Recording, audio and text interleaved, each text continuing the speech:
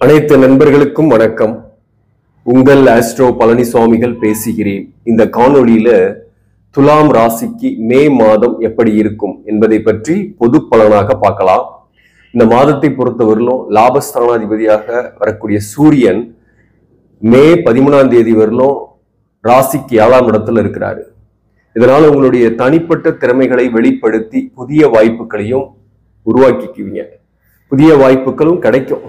நீங்க ஆல்ரெடி ஜாபுக்காக அல்லது வேற ஒரு உங்களுடைய எண்ணங்களை நிறைவேற்றுறதுக்காக முயற்சி பண்றீங்கன்னா அந்த முயற்சிக்கான வெற்றிகளும் உங்களுக்கு கண்டிப்பாக உண்டு. குறிப்பா இந்த மாதத்தை பொறுத்தவரையிலும் புதிய பாதை, புதிய பயணம் அப்படின்னு சொல்லலாம். அல்லது பாதை மாறுவதால் தீரும் சிக்கல்கள் அப்படின்னு சொல்லலாம். இந்த மாதத்தை பொறுத்தவரையிலும் இப்படிதான் உங்க வாழ்க்கை இருக்க போகுது. ஒரு மதிப்பு மரியாதை இருக்கும். நண்பர்கள், புதியவர்கள், ஒரு மதிக்கத்தக்க மனிதர்கள் அறிமுகம் ஆவாங்க. அதன் மூலம் உங்களுக்கு வாய்ப்புகள் கிடைக்கும். வேலை வாய்ப்பா இருக்கலாம், அல்லது மனதளவில் சோர்ந்து போயிருக்கிறீங்க, ஒரு நம்பிக்கை ஊற்றக்கூடிய ஒரு வெல்விஷரா இருக்கலாம், அல்லது ஏதோ ஒரு வகையில அன்புக்காக ஏங்கிட்டு இருக்கீங்க, பாசத்திற்காக ஏங்கிட்டு இருக்கிறீங்கன்னா உங்க மேல அன்பு காட்டவும் பாசம் காட்டவும் வரக்கூடியவராக வருவார். அவரு முக்கியமா சுக்கிரன் பாத்தீங்கன்னாக்க 7ஆம் இடத்துல இருக்கிறாரு. சூரியன் சுக்கிரன் இந்த அமைப்பு பாத்தீங்கன்னாக்க உங்களுக்கு ஏதோ ஒரு வகையில எதிர்பாலினரால் மகிழ்ச்சியோ அல்லது ஆதாயமோ ஏற்படக்கூடிய மாதம் தான் இந்த மாதத்தை பொறுத்தவரையிலும். அதே போல உங்க ராசிக்கு 6ஆம் பாவகத்துல ராகு, செவ்வாய், புதன். இந்த புதன் பாத்தீங்கன்னாக்க மே 10ஆம் தேதி வரலும் புதன் இருப்பார். 9க்குரியவன் 6ஆம் இடத்துல இருக்கும்போது உடல்நலம் விஷயத்துல கொஞ்சம் கவனம் செலுத்திங்க. உடல்நலத்துல சின்ன சின்ன தொந்தரவுகள் வரும், பெருசா பாதிப்பு வராது, பயப்பட வேண்டியதுல. குறிப்பா அந்த வயிறு சம்பந்தமான பிரச்சனைகள், மூட்டு சம்பந்தமான பிரச்சனைகள், கை கால் வலிக்கிறது, நரம்பு சம்பந்தமான பிரச்சனைகள், சில பேருக்கு ஸ்கின் ப்ராப்ளம், இதெல்லாம் கூட வரும். அதுல கொஞ்சம் கவனம் செலுத்திக்கிட்டா போதுமானது. முன்னெச்சரிக்கையா இருந்தா மேக்சிமம் பெருசா பாதிக்கப்பட மாட்டோம். அதுக்காக தான் இதை சொல்றது. மேலும் இந்த 6ஆம் பாவகத்துல இந்த செவ்வாய் ராகு சேர்க்கை என்பது பாத்தீங்கன்னாக்க கோபப்படக்கூடாது. அதே போல வார்த்தைகளை கொஞ்சம் கவனம் செலுத்திக்கணும். ஏன்னா தனம், குடும்பம், வாக்கு ஸ்தானாதிபதி செவ்வாய் 6ஆம் இடத்துல இருக்கிறார். 7க்குரியவன் 6ஆம் இடத்துல இருக்கிறாரு. வாழ்க்கை துணைவரோட கருத்து வேறுபாடுகள் போகும், அல்லது வாழ்க்கை துணைவருக்கே கூட ஹெல்த் இஷ்யூஸ் போகலாம். ஆனாலும் வாழ்க்கை துணைவர் உங்களை நேசிக்கக்கூடியவராகவே இருப்பாரு. இருந்தாலும் 6ஆம் பாவகத்துல இந்த செவ்வாய் இருக்கிறதுனால பாத்தீங்கன்னாக்க வாழ்க்கை துணைவர் வகையில அவரு பிரச்சனை இல்லைன்னா கூட அவருடைய குடும்பத்தார் வகையில கூட ஒரு மனஸ்தாபங்கள்லாம் போகக்கூடிய வாய்ப்புகள் இந்த காலகட்டத்தில் உண்டு. இந்த ராகு செவ்வாய் சேர்றதுனால உங்களுடைய வார்த்தைகளை தவறாக புரிந்து கொள்வார்கள். மிஸ் அண்டர்ஸ்டாண்டிங் நிறையவே வரும். குறிப்பா அந்த உறவுகளுக்குள்ளதான். இந்த உறவுகளுக்குள்ள ஏற்படக்கூடிய அந்த மிஸ் அண்டர்ஸ்டாண்டிங்கால உங்களுக்கு மன உளைச்சல்களை இந்த மாதத்தை பொறுத்தவரையிலும் இருக்கும். அதே போல சில பேருக்கு கடன் வாங்கி செலவு பண்ணக்கூடிய சூழ்நிலை வரும். ஆனா சுப செலவாதான் இருக்கும். சுப விரயங்கள் நிறையவே இந்த மாதத்தை பொறுத்தவரையிலும் நிறைய பண்ண போறீங்க. பிள்ளைகளுக்கு ஃபீஸ் கட்டுறது மட்டும் இல்ல, ஒரு நல்ல கோர்ஸ் கிடைச்சு அவங்களுக்கு லைஃப்ல செட்டில் பண்றதுக்கான ஒரு முக்கியமான ஒரு தருணம் கூட உங்களுக்கு இந்த காலகட்டத்தில் ஏற்படும். அல்லது சில பேருக்கு பிள்ளைகளுக்கே கூட வரணும் அமையக்கூடிய வாய்ப்புகள் உண்டு. அதுக்காக சுப செலவுகள், சில பேருக்கு வீடு மாற்றம் அல்லது ஊர் மாற்றம் ஏற்படக்கூடிய வாய்ப்புகளும் இந்த காலகட்டத்தில் உண்டு. மேலும் 5ஆம் பாவகத்துல சனி இருக்கிறாரு. இந்த சனி 5ஆம் இடத்துல ஆட்சி பெற்று பூரட்டாதி நட்சத்திர சாரத்துல இருக்கிறதுனால பிள்ளைகளுக்கு செலவுகள் பண்ணுவீங்க. அப்படி இல்லைனாக பிள்ளைகளால கொஞ்சம் மன வருத்தங்கள் போகக்கூடிய வாய்ப்பும் சில பேருக்கு வரும். மே 10ல இருந்து இந்த இடத்துல சூரியன், சுக்கிரன், புதன் இந்த கிரக சேர்க்கை என்பது பாத்தீங்கன்னா கூட்டு தொழில் செய்யறீங்க அப்படின்னாக்க கூட்டாளிகளால் உங்களுக்கு நன்மைகள் உண்டு. புதிய நட்பு வட்டங்கள் ஏற்படும். அதே போல பூர்வீக சொத்துல இருந்து வந்த வில்லங்கங்களுக்கு ஒரு முடிவுகள் கூட சில பேருக்கு ஏற்படும். குறிப்பா உங்களுக்கு பாத்தீங்கன்னாக்க சில பிரச்சனைகள், வழக்குகள், ஒரு போராட்டமா இருந்திருக்கு உங்க வாழ்க்கையில அப்படின்னாக்க இந்த நேரத்துல அதுல ஒரு தெளிவான முடிவுகள் கிடைக்கும். ஏதோ ஒரு வகையில உங்களுக்கு வரவேண்டிய ஆதாயம், தந்தை வழியில் வரக்கூடிய ஆதாயம் உங்க கைக்கு வரக்கூடிய வாய்ப்பும் இந்த காலகட்டத்தில் உண்டு. அதே போல உங்களுக்கு குரு பெயர்ச்சி ஆயிட்டார் இல்லையா? மே 1ஆம் தேதியிலிருந்து குரு 8ஆம் பாவகத்தில் இருக்கு. இந்த 8ஆம் பாவகத்தில் இருக்கக்கூடிய குருவால பெருசா நன்மை வந்துருமானாக்க உங்களுக்கு ஒரு பக்கம் குரு 12ஆம் பாவகத்தையும் பாக்குறாரு, குரு 2ஆம் பாவகத்தையும் பாக்குறாரு. அப்போ பணமும் வரும், திடீர்னு பணம் வரும். ஆனா அது எப்படி வரும்? உங்களுக்கு நடக்கக்கூடிய தசாபுக்தியின் அடிப்படையில தான். நல்ல தசாபுக்தி நடக்குதுனாக்க நீங்க செய்யக்கூடிய தொழிலையே லம்சமா கூட அமௌண்ட் வரும். சில பேருக்கு கடன் வாங்கக்கூடிய சூழ்நிலையும் வரும். சில பேர் கடன் வாங்கி கொஞ்சம் அமௌண்ட் செலவு பண்ற மாதிரி இருக்கும். சுப விரயத்துக்காக சொல்றேன்.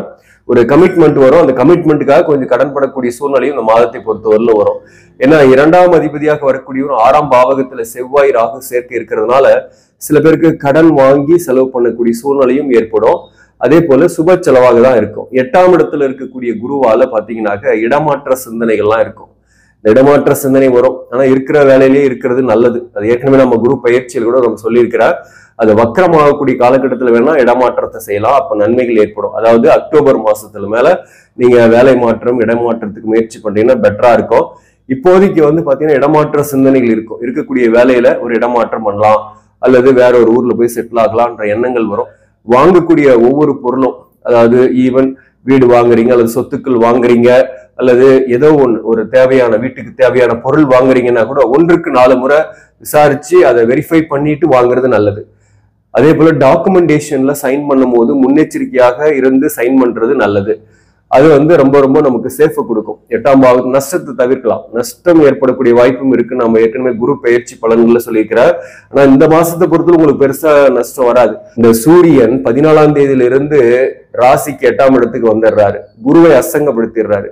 இன்னொரு பக்கம் பாத்தீங்கன்னா 6 குடியவன் 8ல இருக்கும் போது ஒரு விபரீத ராஜ் யோகமும் கூட. அப்படி நம்ம இதை எடுத்துக்கலாம். 6 குடியவன் 8ல இருக்கிறார். ஒரு மறைவு ஸ்தானாதிபதி இன்னொரு மறைவு ஸ்தானத்துல இருக்கிறது வந்து வேலையில மாற்றங்கள், ஊர் மாற்றம், அதே போல ஒரு முன்னேற்றமான சூழ்நிலை மிக அதிகமாக வரக்கூடிய வாய்ப்பு உண்டு. வேலையில தான் நிறைய சேஞ்சஸ் வரும். இந்த குரு பெயர்ச்சியால ஒரு வேலை மாற்றம், இடமாற்றம், அதுல ஒரு முன்னேற்றமும் இருக்கும். ஆனா அது சரியான டைம் அப்படின்பது உங்களுக்கு வந்து அக்டோபர்ல இருந்து அடுத்த வருஷம் ஜனவரி வரலும் இந்த தமிழ் புத்தாண்டு பலன்கள் கூட நான் சொல்லியிருப்பேன். துலாம் ராசிக்கு அந்த காலகட்டத்துல வேலை மாற்றம் பண்றீங்க அப்படின்னாக்க நல்லா அற்புதமா இருக்கும்.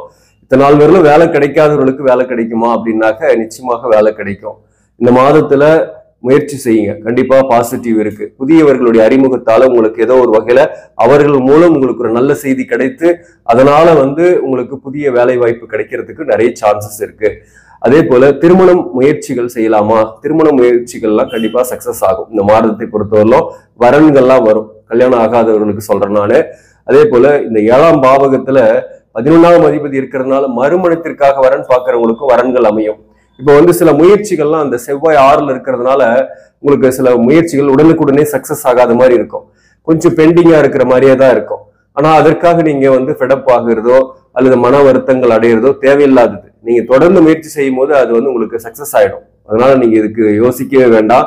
நீங்க 1 or 2 டைம்ஸ் ஃபெயிலியர் ஆகுது அப்படின்னாலையும் அந்த முயற்சி ஸ்டாப் பண்ணக்கூடாது, கண்டினியூ பண்ணுங்க. அதே போலதான் இப்போ திருமண வாழ்க்கையிலேயே உங்களுக்கு பிரச்சனை இருக்கு, கருத்து வேறுபாடுகள் இருக்கு அப்படின்னாக்க, பிரிந்திருக்கீங்க அப்படின்னாக்க நீங்க தொடர்ந்து முயற்சி செய்யுங்க. சேரத்துக்காக முயற்சி செய்யலாம். நம்ம ஏற்கனவே சொல்லி இருக்கிறேன், தோஷங்கள் இல்லாதவங்க சேர முடியும் அப்படின்ட்டு. தோஷத்தோடு இருக்கிறவங்க சேர முடியாதுன்றதுதான் உண்மை. அதே போல பாத்தீங்கன்னாக்க இந்த காலகட்டத்தை பொறுத்தவரைக்கும் குடும்ப வாழ்க்கையை பொறுத்தவரைக்கும் கொஞ்சம் கருத்து வேறுபாடுகள்லாம் இருந்துகிட்டு தான் இருக்கும். அதுவும் கணவன் மனைவிக்குள் கருத்து வேறுபாடு வருதோ இல்லையோ, மற்ற உறவுகளால கணவன் மனைவிக்குள் பிரச்சனைகளும் சில சங்கடங்களும் வரும். அல்லது வாழ்க்கை துணைவருடைய உடல் நலத்துல கொஞ்சம் கவனம் செலுத்திக்கணும். அதுதான் ரொம்ப முக்கியமானது. கோபம் டென்ஷனை குறைச்சிடணும். அதுதான் வார்த்தையில ஏதாவது ஒண்ணு மிஸ் அண்டர்ஸ்டாண்டிங் சொல்ல போய் அதுல வந்து மற்றவர்கள் வந்து தவறாக புரிந்து கொள்வார்கள். வேலை விஷயமா ஒர்க் ப்ரெஷர்லாம் பெருசா இருக்காது, கவலையப்படாதீங்க. அதுவும் குறிப்பா மாதத்தோட பிற்பகுதியில 8ஆம் இடத்துல குரு சூரியன் சேர்க்கை என்பது சிவராஜ் யோகத்தை ஏற்படுத்தும். அதனால வேலை பார்க்கக்கூடிய இடத்துல ஒரு மதிப்பு மரியாதை எல்லாம் கண்டிப்பாக இருக்கும். சில பேருக்கு அரசு பணியில் இருக்கீங்க அல்லது ஒரு பெரிய நிறுவனத்துல வேலை பார்க்குறீங்கன்னா ஊதிய உயர்வோடோ அல்லது பதவி உயர்வோடு கூட சில பேருக்கு வேலை மாறுதல்கள், இடமாறுதல்கள் கிடைக்கலாம். அதே ஊர்லயோ அல்லது பக்கத்து ஊர்லயோ போயிட்டு வர்ற மாதிரியான வேலை வாய்ப்பெல்லாம் இந்த காலகட்டத்தில் கிடைக்கும். அதனால சிவராஜ் யோகத்தை இந்த மாதத்தை பொறுத்தவரை ஆக்டிவேட் ஆகிறதுனால மேக்சிமம் பாத்தீங்கன்னாக்க ஒரு மரியாதை இருக்கும், கௌரவம் இருக்கும், தந்தை மூலம் ஆதரவுகள் இருக்கும், தந்தை வழி உறவுகள் உங்களுக்கு சப்போர்ட்டிவாக இருப்பாங்க. உடல் நலத்துல மட்டும் கொஞ்சம் அப்பப்போ சின்ன சின்ன தொந்தரவுகள் ஏற்படும். அதுல மட்டும் கொஞ்சம் கவனம் செலுத்திக்கிட்டீங்கன்னா போதுமானது. அதுவும் மாதத்தோட முதல் பகுதியில தான் 10 நாள், மே 10ஆம் தேதி வரலாம் அந்த புதன் 6ஆம் இடத்துல இருக்கிற வரலாம் தான். 6ஆம் இடத்தை விட்டு 7ஆம் இடத்துக்கு வந்துச்சுன்னா ஒண்ணு பெருசா பாதிக்கப்பட மாட்டீங்க. மேலும் இந்த மாதத்தை பொறுத்தவரையிலும் ஒரு சிறப்பான மாதம் தான். இந்த ராசிக்கு 12ஆம் பாவகத்துல கேது பகவான். இந்த மாதத்தை பொறுத்தவரை குரு பார்வையில கேது இருக்கிறதுனால கணவன் மனைவிக்குள் இருக்கக்கூடிய அந்த தாம்பத்திய வாழ்க்கை கூட சிறப்பாகவே இருக்கும்.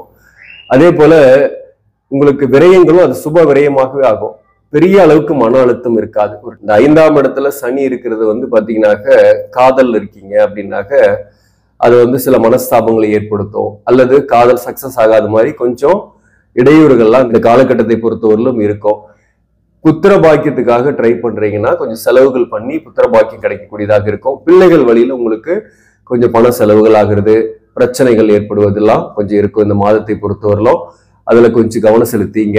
மேலும் பாத்தீங்கன்னாக்க இந்த 7ஆம் இடத்துல சுக்கிரன் புதன் சேர்க்கை இடத்துல மே 10ஆம் தேதியிலிருந்து இருக்கும். இதனால உங்களுடைய நட்பு வட்டம் விரிவடையும்.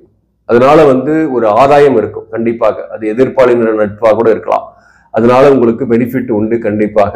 உங்களுக்கு இந்த 8ஆம் இடத்துல இருக்கக்கூடிய குருவால ஒரு கடனை வாங்கி இன்னொரு கடனை அடைக்கக்கூடிய சூழ்நிலையும் ஏற்படும். அதனால கடனுடைய அழுத்தம் பெருசா இருக்காது. மேலும் குரு இங்க சூரியனோட அஸ்தங்கம் ஆயிடுறதுனால மே 14ஆம் தேதியிலிருந்து, அதாவது வைகாசி மாசத்துல குரு சூரியனோட அஸ்தங்கமாகறதுனால ஒரு பெருசா கடனுடைய அழுத்தம் இருக்குமானா இருக்காது. கோல்டுல இன்வெஸ்ட்மெண்ட் பண்ணலாம். ஏற்கனவே சில மாதங்களுக்கு முன்பே நான் சொல்லியிருந்தேன், கோல்டுல இன்வெஸ்ட்மெண்ட் பண்ணாக்க நல்லா டெவலப் ஆகும், பிரைசஸ் இன்க்ரீஸ் ஆகும் அப்படின்னு சொல்லியிருந்தேன். இப்போ இன்க்ரீஸ் ஆகிட்டு தான் இருக்கு. இப்போ கூட முதலீடு செய்யலாம். இன்னமும் இன்க்ரீஸ் ஆகிறதுக்கு நிறைய சான்சஸ் இருக்கு. மே 10ஆம் தேதி வரலும் ஷேர் மார்க்கெட்ல கவனமாக இருங்க முதலீடு செய்யக்கூடியவர்கள். அதுக்கு பிறகு இன்ட்ராடே பண்ணக்கூடியவர்களுக்கு ஓரளவுக்கு வருமானங்கள் வரும். உங்க சுய ஜாதகத்துல புதன் பகவான் வக்ரம் அஸ்தங்கம் பெறாம இருந்தாக்க நல்ல தசாபுக்தி நடக்குதுன்னா ஷேர் மார்க்கெட்ல ஈடுபடலாம். ஒன்றும் பெருசா பாதிப்பு வராது. மே 10ஆம் தேதிக்கு மேல கொஞ்சம் இம்ப்ரூவ் ஆகக்கூடிய வாய்ப்புகள்லாம் உண்டு ஷேர் மார்க்கெட்டை பொறுத்தவரையிலும். தங்கத்துல இந்த மாதம் கூட நீங்க முதலீடு செய்யலாம். இந்த மாதத்தை பொறுத்தவரையிலும் எந்தெந்த தொழில்கள் சிறப்பாக இருக்கும் அப்படின்னாக்க முக்கியமா டிராவல்ஸ் சார்ந்த துறைகள் சிறப்பாக இருக்கும். ஹோட்டல் இண்டஸ்ட்ரி சிறப்பாக இருக்கும். மருத்துவம் சார்ந்த துறை, என்ஜினியரிங்ல கம்ப்யூட்டர், ஐடி இந்த மாதிரியான துறைகளில பணிபுரிவர்களுக்கு நல்லாவே இருக்கும். அதே போல ஆசிரியர் தொழில், வாக்கால் பிழைக்கக்கூடிய மற்ற அனைத்து தொழில்களுமே இந்த காலகட்டத்தில் ஏற்றத்தை சந்திக்கும். ஆடை ஆபரணம் சார்ந்த துறையும் இந்த மாதத்தில் ஒரு முன்னேற்றத்தை சந்திக்கக்கூடியதாகவே இருக்கும். இதெல்லாம் பொது பலனாதான் சொல்லிட்டு இருக்கிறேன். ஸோ மார்க்கெட்டிங், சேல்ஸ் போன்ற துறைகளில் இப்போ கூட இந்த காலகட்டத்தில் உங்களுடைய டார்கெட் அச்சீவ் பண்ணி ஒரு நல்ல ஒரு சேலரி ஏர்ன் பண்ணக்கூடிய காலகட்டம். பணம்லாம் நிறையவே வரும், கவலையப்படாதீங்க. தன லாபங்கள் உண்டு, திடீர்னு தன வரவுகளும் உண்டு. ஆனா அதுக்கு ஈக்குவலா செலவுகளும் ஏற்படும். அதுக்கு ஈக்குவலா செலவாகும். அப்போ கொஞ்சம் கையிருப்பு கொஞ்சம் கரையும், அல்லது சில பேர் கடன் வாங்கி கொஞ்சம் செலவு பண்ணக்கூடிய சூழ்நிலையும் ஏற்படும். அதாவது வரவு 8னா செலவு 10ன்ற மாதிரி இந்த மாதத்தை பொறுத்தவரை இருந்துகிட்டு இருக்கோம். இந்த குருவை பொறுத்தவரையிலும் 8ஆம் பாவகத்தில் இருக்கிறதுனால இந்த மாதத்தை பொறுத்தவரை உங்களுக்கு பெருசா பாதிப்பு வராது. இன்னொன்னு, குரு வந்த உடனே உங்களுக்கு பாதிப்போ அல்லது நன்மையோ எல்லாம் கொடுக்காது. அது மத்தியம காலகட்டத்துலதான் நன்மையா இருந்தாலும் சரி, பாதிப்பா இருந்தாலும் கொடுக்கும். இந்த ஆண்டு முழுக்க இருக்கு இல்லையா, ஓராண்டு இந்த இடத்துலதான் இருக்கு. அப்போ அதுவும் தசாபுக்தி யாருக்கெல்லாம் சரியில்லையோ அவர்களுக்கு தான் கொஞ்சம் நஷ்டங்கள் ஆகும் அப்படின்றத நான் தெளிவா சொல்லியிருக்கிறேன். அப்படி தசாபுக்தி நல்லபடியாக நடக்குது, நல்ல யோக கிரகத்தோட தசாபுக்தி இப்ப நடக்குது அப்படின்னாக்க நீங்க அதை பத்தி கவலைப்பட தேவையில்ல. உங்க லைஃப்ல நிறைய இன்வெஸ்ட்மெண்ட் பண்ண போறீங்க, செலவு பண்ண போறீங்க. அதனால வளர்ச்சிகள் ஏற்படும் என்பதுதான் முக்கியமான விஷயம். இந்த மாதத்தை பொறுத்தவரையிலும் நீங்க வழிபட வேண்டிய தெய்வம் எது அப்படின்னாக்க, வியாழக்கிழமைகள்ல நவகிரகத்துல இருக்கக்கூடிய குரு பகவானுக்கு மஞ்சள் நிறத்தில் அங்கவஸ்திரம் சாத்தி கொண்டக்கடலை சாத்தி வழிபாடு செய்வது ஒரு முறையாவது ஒரு வாரமாவது நன்மையை கொடுக்கும். அல்லது ஒவ்வொரு வாரம் போயிட்டு வியாழக்கிழமை நெய் தீபம் ஏற்றிட்டு வாங்க. பணம் வரும், நஷ்டங்கள் குறையும், முன்னேற்றம் ஏற்படும். உங்களுக்கு இந்த மாதம் உங்களுக்கு சிறப்பான மாதம் தான். பல விஷயங்கள்ல மாற்றங்கள் ஏற்படும். அதனால ஒரு புதிய பாதையில இனிமேல் ஒரு திட்டவட்டமாக நீங்க பயணிக்க போறீங்க. உங்க திறமையை நிறைய வெளிப்படுத்தி வெற்றி அடைய போறீங்க. ஆக நண்பர்களே, இந்த பதிவு உங்களுக்கு பிடிச்சிருந்தாக லைக் பண்ணுங்க, இதை மற்றவர்களுக்கும் ஷேர் பண்ணுங்க. இன்னும் நம்ம சேனலை சப்ஸ்கிரைப் பண்ணாம பாக்குறவங்க சப்ஸ்கிரைப் பண்ணி இதை கண்டினியூ பண்ணுங்க. இதன் மூலம் உங்களுக்கு ஒரு சரியான ஜோதிட தகவல்களும் ஆன்மீக தகவல்களும் கிடைக்கும். நன்றி, வணக்கம்.